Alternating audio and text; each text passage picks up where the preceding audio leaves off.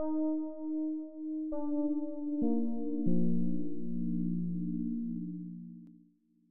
do support capital punishment, but I am also proud to have voted for the Racial Justice Act 4 years ago.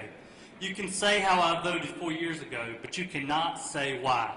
You don't know what was in my mind, nor do you know what was in my heart. Many of us that voted for the Racial Justice Act did not do so because we wanted to see an end to the death penalty, as stated yesterday by proponents of this bill. But we voted for the RJA because we wanted the death penalty to be applied uniformly and without regard to race. Be it the perpetrator, the victim, or an individual juror, race should play no part in the process. We all want justice. We all want to see criminals who commit despicable crimes receive justice for their immoral acts.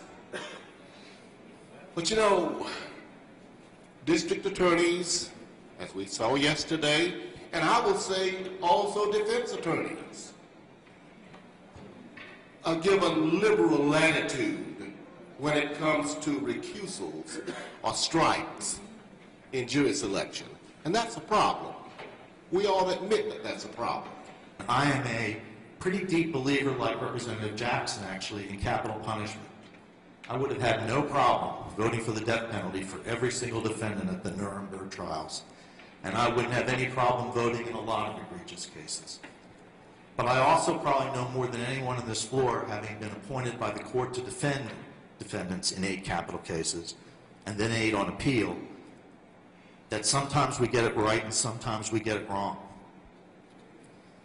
I said this to my caucus and in our committee. Now, I know some of these prosecutors. Some of them are good friends, and they, in many cases, have no race-based bones, in my view, in their body. But they also were a product of their culture and their training and their time. I'm a product of my culture and training and time. I grew up, and my mom grew up, in a very white area of Pennsylvania.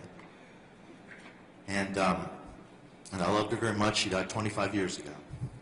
But my mom grew up teaching me when I was a kid that I wasn't allowed to go in a swimming pool if a black person was in that pool.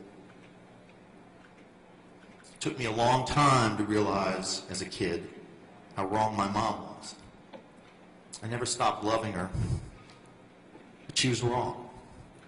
And I had to face that and move past it. And the prosecutors who made these strikes were good people, but they were wrong.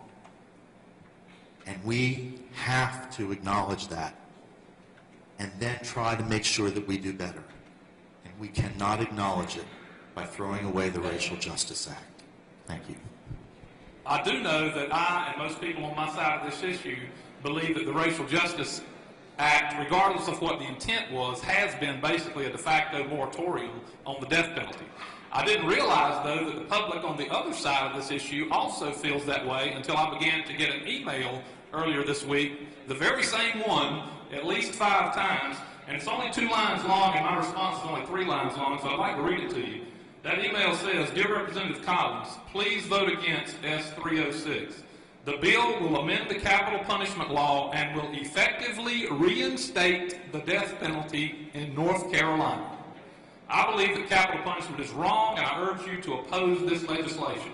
My response was, "I agree that the bill will reinstitute the death penalty, and thank you for your honesty on this matter. Most proponents of the so-called Racial Justice Act will not admit that it is, in effect, a moratorium on the death penalty. For my part, I believe the death penalty is reasonable justice for those who wantonly take innocent human life, so I plan to vote for this bill." I would encourage you to do likewise so that we can relieve our state from this de facto moratorium on the death penalty.